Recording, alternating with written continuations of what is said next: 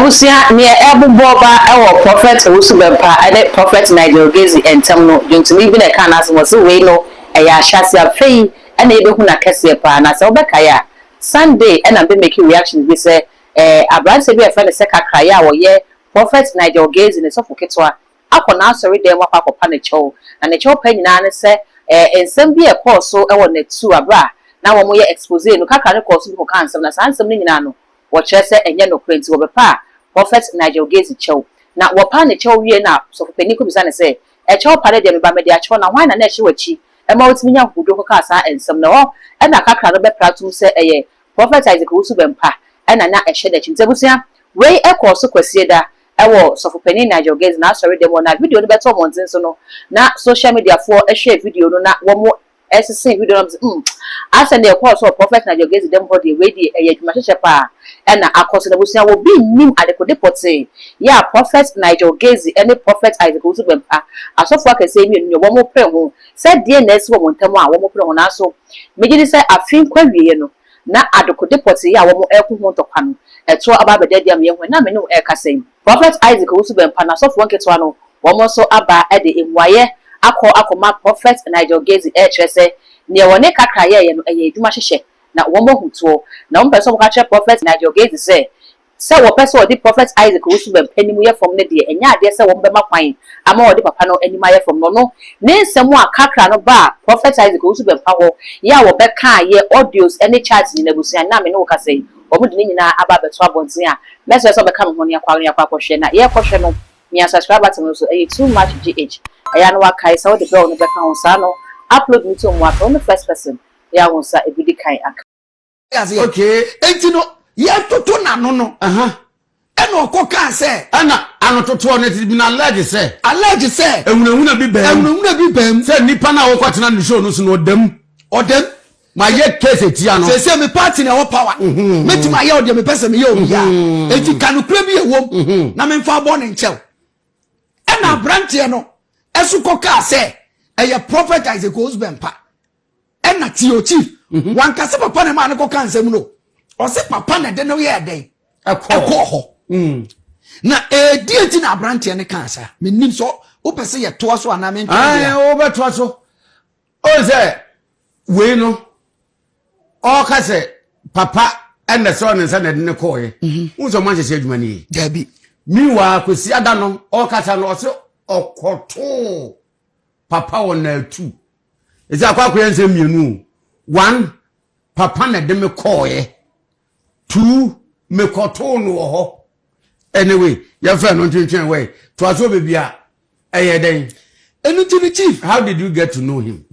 chief ni ewo mu no say 5 years ago me pa to mu ntie ni ye o wentie na ensem de entinam say asem wo na nkan panipa nipa na pe ne ho asem konto na pe e na ma be so no kon odi for ya nante chief won say 5 years ago na Nigel Gaisie aye no ho say ase o tumi bi a obetimi de NDC political party na ba power nti say de nyame nam papa so kafa oman no ho concerning a political party na ye MPP no na Nigel Gaisie hunu ne say ase oni papa ye koiko nti oni papa be rub shoulders nti o call radio so ne TV so a na o tro says edidi papa atem enti chief ye wo ho na sofu na me refi ni din ode brantie we bre yen sofu ba chi sofu matata na me se abrantie ne konie ba mi mu eye kakre o konie ba mi mu eye sofu Richard kumase that's all na o kai din no enti ode ne ba ye ne chief o se abrantie e konie ba mi mu na tam ode kakra ba ye no o hwe stage na kakra wo ma se sofu ba chi sofu matata hwa na pa bompo nsebi ni nasisi form saja braja anwa odi fo gege ya chia o anumre ana chief ase ni tiri hunyina ya basa entade che nipo no chief na enye ade ya ase eye correct and o say obi na direct ni say onfa brantie emra ye ho niema brantie ni hu papa na brantie ni wo problem ana chief ye busa brantie ni say eye kakra ya o yo yebuta abrantie kakra ne se problem ben and awo and was say minis Nigel Gaisie and a take na adia Nigel Gaisie e dia ye minie and the chief yebusa and say e dia na Nigel Gaisie dia ye chief e ho and a branch and a chief one at the fomun tie ne ye na mu hu Nigel Gaisie ni sune ne ban ya wode te Ghana ha sei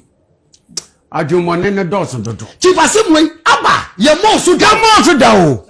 we were protecting Nigel Gaisie Bempah obi asay yo na se papa po obi say ya enka kwakwa na koka asemfa so for my for the champion ho no enka wa fresh e wo nusia ofie na wa mon settle atem na yiye mfa antoye Isaac Owusu Bempah chief me say that man no chief ogi ne ho bone a bone ne beba wa Owusu ensi because papa no obi a ho adwene bone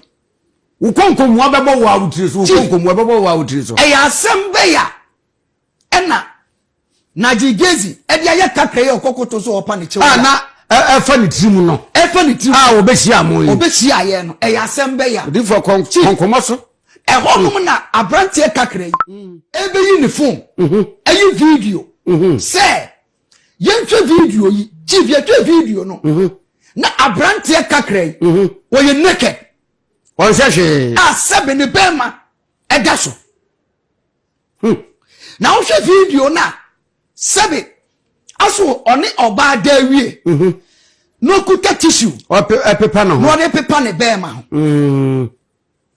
ena oba baako oba so eda empa so e wo the same room ena kakra yi e ka kire ye se abaya no da woni ye ne girlfriend na eye Nigel Gaisie ena ama ne girlfriend na setting up ena wo di naked video e dia kwa koma Nigel Gaisie enti setup ne say oni ne boyfriend nkoda ne boyfriend na ye kakra no na on record ni naked because na girl no any kakra ni nya no Nigel Gaisie asori ho okay so obi baby say why did Nigel Gaisie wanted to set kakra ne up because of the things oni nze kakra ni munti say the be answer yes okokape odebele say o de babo ntin ya video ni o yes wanda pa be dey because that time na kakra no every ni chance won timi ne ntena bie Emma kakra no po kakra me ne sofo adu be akiri sofo matata say Nigel Gaisie akola na friend God's will say Emma boys bi wo dome Emma boys ne tata na boys ni ya no be ne bone pacho wa e kakra yawo ena oni sofo ne ba be ka sansam ne kire ye Emma chief medumani hu video ni bi sofo be chi nani hu video ni bi sofo matata nani hu video asema ye kai kakra no admit even now and one po kakra ne admit here which is I have his voice here bibia wo ho o admit say sofo krobia mintimi nkase papa ye me bone da o se ka asem we yen kan yo debi 5 years ni chief won si abo asem we so da dia Nigel Gaisie dia ye kakra yen but ye person panen agay Nigel Gaisie eniama ya kata so dia ma Nigel Gaisie a ene onu peso ogu papa ni mu asene chief to ni wade ense say mama bre chief say me tunu wase Nigel Gaisie e no wo pe why now chief 5 years ago why now Master Richard minim say ebia o mampani Muhammad pe ministerial post bi ba so for Nigel Gaisie won former Nigel Gaisie no was Jordan zomre yen wo dey because be on Jordan ko say zomre Nigel Gaisie or you bitter too much na ofilisu say as a papa nya bibi free NDC for I don't get it the problem man odi for to aso what ansem no so etichi ya Nigel Gaisie di ye kakra menam so ma kakra ebe hu mo no yet ho me ye interest and on wa ba and what dey so the video na kire sebi ni kwate don so be ma daso opepa ho yes and was say e Nigel Gaisie and ma girl no chief e ye video no eto di video no kire ye no and say asem we de yentimi enna so nje was ye boy oluma ya mane na chief ti ha yi ye de video no ko kire Prophet Isaac Owusu Bempah no still papa was doubting say so for Nigel Gaisie and Nigel Gaisie ebetimi aye boy am aye boy ne sa o just want papa kai Papa say me dey say boys we ya no mu free asofo ntema. Aya no mu pa asofo sey dodo. Enti me dey sofo abrante na nkasa no ohia mpaebo. Nti ye nchekere no direction bi no starting ye. Na mum sofo munye follow up. Na mu make sure say mo nsa be ka girl no. Abrante ne say oye ne girlfriend na. Girl no abrante ne say Nigel Gaisie abone pa say on for the naked video emran. Me dere Nigel Gaisie say omra bontin be ka say oni kakra naked video e won phone so wa mo obi a pa e honom se edu wa ye be cross sa bridge ne so. Okay chief ye follow up yo any kakra no e koye so for matata e ka ho so for edu be chi ka ho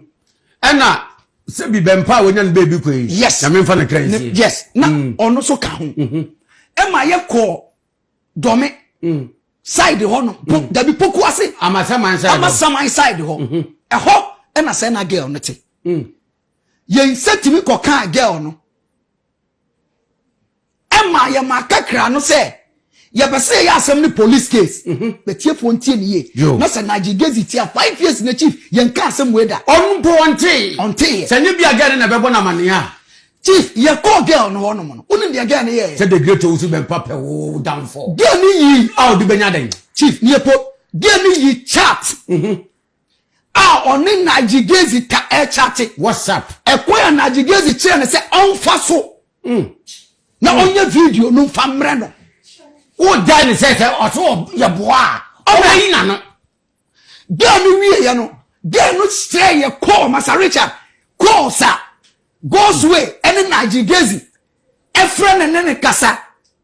e fa kakra ho kakra na kakra jina ho e ma chief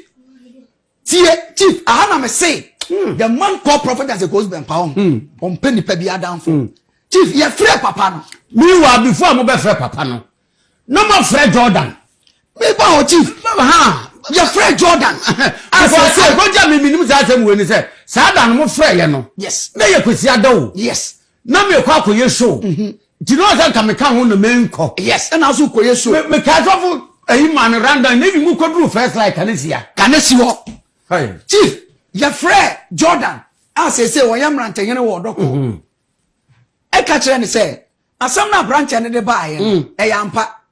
Girl no way enchen. The guy is ready.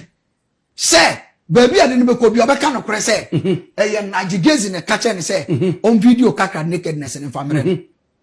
Chief, then it ka ni mu bi. Any a free papa prophet as a Owusu Bempah Nigel Gaisie. So fast say. As I tell my be free papa no. Na Jordan na free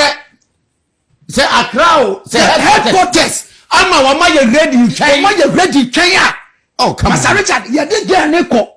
Na ya get na kwa train na no asem na ka the next day the police will go and pick Nigel Gaisie. Come back pick was simple. So what I say because chief you do one of your friend prophet as a goes Bempah say papa at video na guy na dey buy no e yam paw na girl no po we nchen wa ha dey na confirm say Nigel Gaisie and a catcher is on video kakra the nakedness and famre ono Nigel Gaisie no. Enti papa ye the abaya no ya Fred Jordan my police ni bi or headquarters. Enti ye the abaya no ko police na afa the kakra no ene Ghana abaya because him so record do be nakedness. Oh yes. Criminal offense. Criminal offense ba. Na e hono de ye jama police. Ye jama police no my o madwuma. Chief what you assume the great Owusu Bempah that time no Nigel Gaisie okowe no didi papa temu and kase papa nkwa no di na ya tem no didi obi atempo chief besenka this is the opportunity Nigel Gaisie listen well what to ya tenam this is the opportunity nanka yenya Nigel Gaisie senka yenso ya den yenya no chief me say that night no Jordan ebufu ya ma no ebufu papa no so da asem bia na me emfa no me say oh, director. I don't want to abulu and they listen. Chief, your friend papa pe. What you asema papa kai? Papa say, odifo bechi, odifo matata. Be ya unim. I asofo asem. Enkomre ya ebeka sa asofo ya.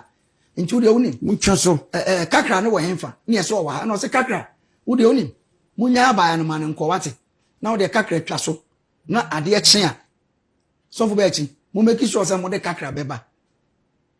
na ye hunu de ebeye chief ya tika just everybody was like na papa kra ade na eti we nyina nti na ya bra ko we ti hu piti nkwa we yese we afede yese anya de eti no so fo adu ba chi frɛ Jordan ka kire ne say numo ake wo sigele no pa police case Jordan say ni de numo kwa mi leba ni yes and they say don't ni na say bi achi bi emo ade eti no so prophet as a goes Bempah na owo na Gaisie ohu asembone a that time so no so for Richard Mr. Richard yentwe ni say na hit wo mo that time na Gaisie yes na MPP time na power exactly me pa so what you say I think papa betimi agina so amade no pese police for the Nigeria because we have the proof Ensabusia sene bidi kai ka se we no boboba wodo a wode beba afi enko na wie na semwe ye betwa ma afi akọ na wie na ye ntwi nkwa wie no na ye hu adekode a prophet Isaac Owusu Bempah ene prophet Nigel Gaisie montokwa ebi trese eye prophecy a prophet Isaac Owusu Bempah ekoma ya ebedo ede se ye mampene John Dramani Mahama ena akokodi gugu no wo say so for Nigel Gaisie ehwe bra wa bre wo ne ndisi anantia na die minute Owusu Bempah be share nkom na say the glory ni nyina no ama prophet Isaac Owusu Bempah no eno ho ntokwa ena ekoso bi so trese prophet Nigel Gaisie no obi enim so no de o ye ndisi so for tiko hwe mu de ne lemu ma prophet Isaac Owusu Bempah so de lemu anka sa ntokwa we enya de se ebeba wenum nyina ye Ghana fo adwenche abra video si etwagu ewo social media no so message won so odo wadwenche ebeto ho ede amami all the social media handles no too much gh also subscribe like ya share na afofo so enye bi ahwe makra